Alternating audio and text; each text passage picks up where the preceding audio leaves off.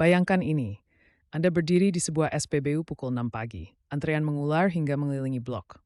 Truk, sepeda motor, keluarga dengan jerigen. Papan harga di belakang petugas SPBU menunjukkan angka yang naik lagi dalam semalam. Orang-orang diam, tegang, review step clean Mike Jasm. Anda mengeluarkan ponsel dan mereksi stick Jerman. Inggris, Sri Lanka. Ildesus Indole Timimana. Krisis energi semakin powers. Ang berita sedang menonton ini dari stasiun jejang jauh, soal itu yang mentunsel rahingnya. And tidak. Spoke Chicago. Dan Indonesia baru saja menemukan jalan keluar yang belum ditemukan oleh negara-negara lain di dunia. Negara yang selalu kita khawatirkan tidak mampu memenuhi kebutuhan energinya sendiri, kini sedang dipelajari oleh para menteri energi dari Eropa. Krisis energi yang kita kira akan menghancurkan kita justru merupakan tekanan yang membangun sesuatu yang luar biasa. Rekan saya dari Barat mengatakan bahwa saluran ini tidak akan pernah mencapai 10.000 pelanggan. Dan you too that, that rare risk, to the teft dengan ni severdet. And see you this, it, and me stumden to digir per person to antual. But langri says klitni ni strength and youth. Tunjukkan padanya bahwa kita orang Indonesia selalu saling mendukung. Assalamualaikum dan selamat datang.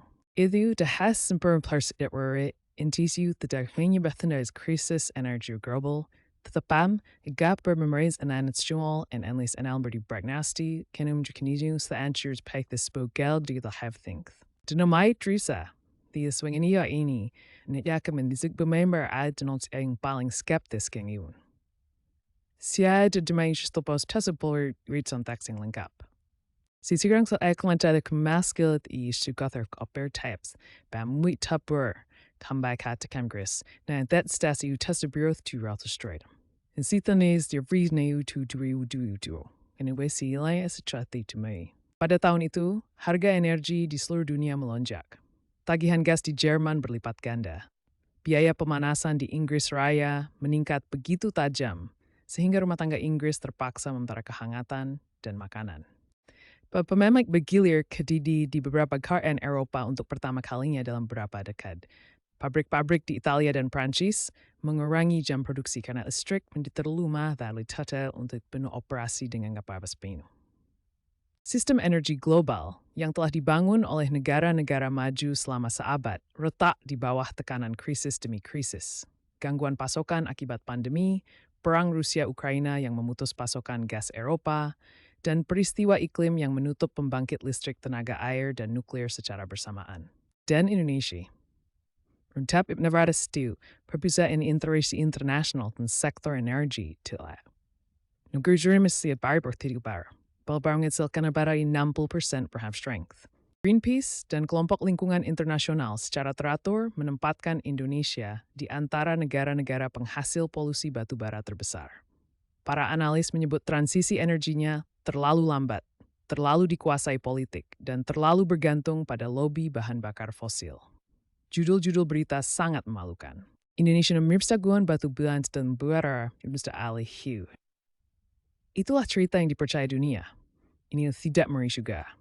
Sementara Eropa panik dan berupaya keras, ini cerita baik Oreo. Bahkan tidak tersandung. Hal yang justru dikritik dunia, cadangan batu baranya, kekayaan sumber dayanya, kepulauan luasnya yang kaya akan aset alam, ternyata menjadi penyangga yang tak terduga. Tetapi itu hanyalah permulaan mengapa Indonesia bertahan. Dan ternyata, kelangsungan hidup itu bukanlah suatu kebetulan. Sekarang, coba tebak ini. Indonesia memiliki cadangan batu bara terbukti sekitar 38 miliar ton. Jika dipikir-pikir, jumlah batu bara tersebut cukup untuk memasok listrik ke seluruh jaringan listrik Amerika Serikat selama lebih dari 25 tahun tanpa sumber tambahan apapun. Satu negara, satu sumber daya. Skala sebesar itu, namun, inilah angka sebenarnya yang penting. Menurut data dari Badan Energi Internasional yang diterbitkan pada tahun 2023, tarif listrik rumah tangga rata-rata di Indonesia tetap menjadi salah satu yang terendah di seluruh Asia Tenggara selama puncak krisis energi global. Kira-kira setara dengan 9 sen dolar AS per kilowatt jam. Di Jerman, mets race and 3 sen AS per jam. Itu hampir 6 kali lebih mahal. Bagi keluarga Indonesia biasa di Surabaya atau Medan, Krisis energi yang menghancurkan rumah tangga kelas menengah Eropa secara real hampir tidak terasa. Itu bukan keberuntungan. Itu adalah struktur. Dan struktur membutuhkan waktu puluhan tahun untuk dibangun. Itu dia.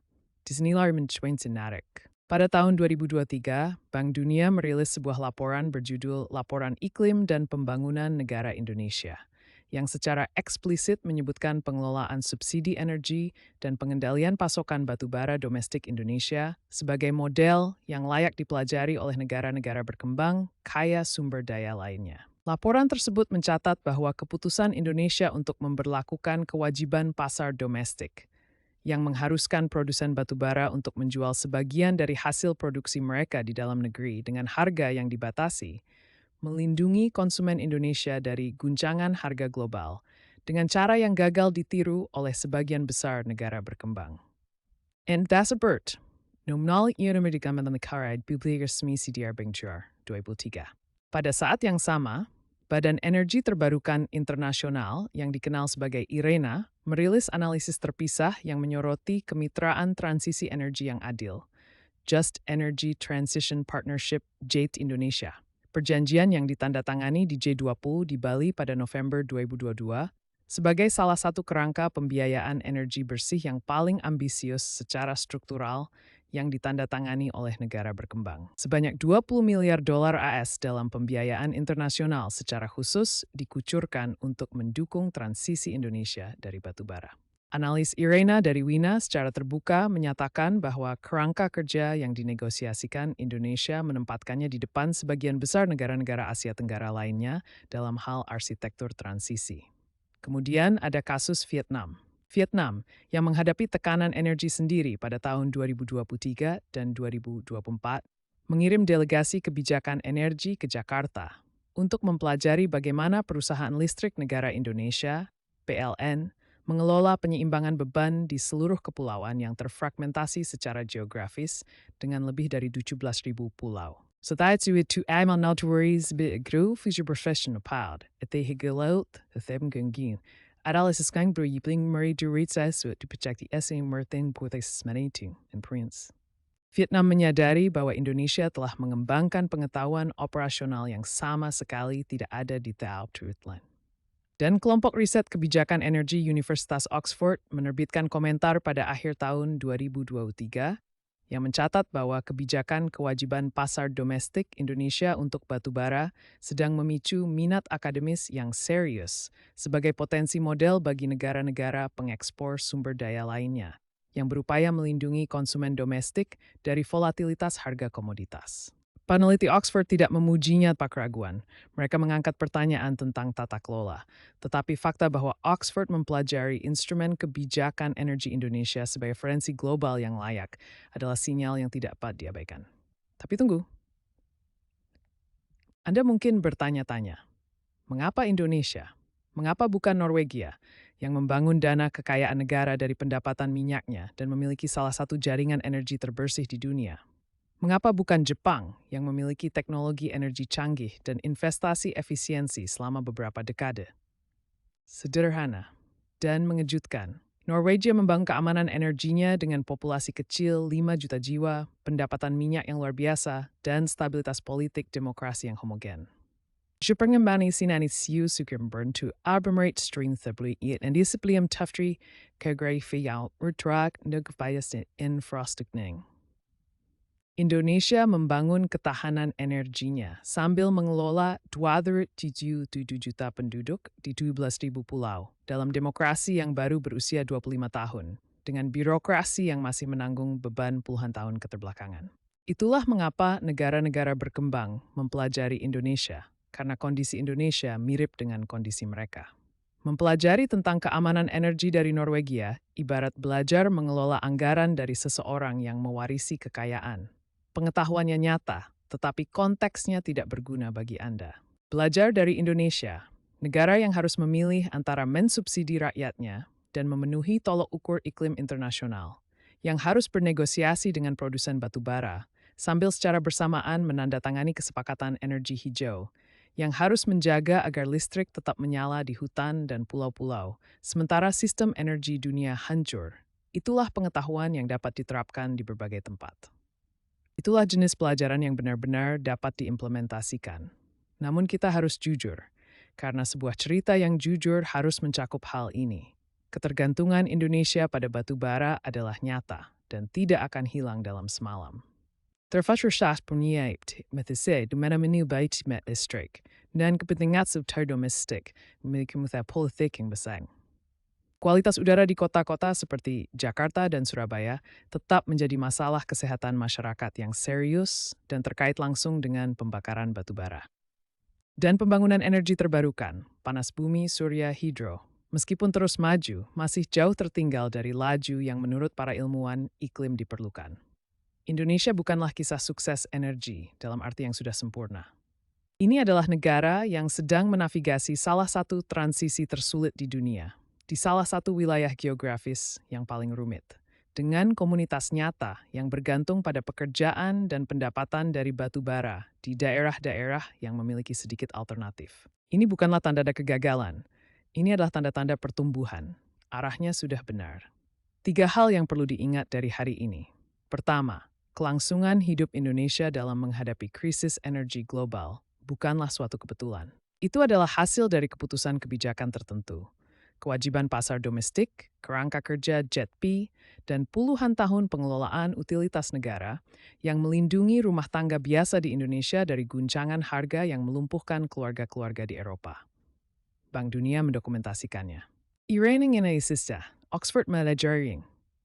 Ini berani sebuah kesobimus tal tutuk. Endis kathora.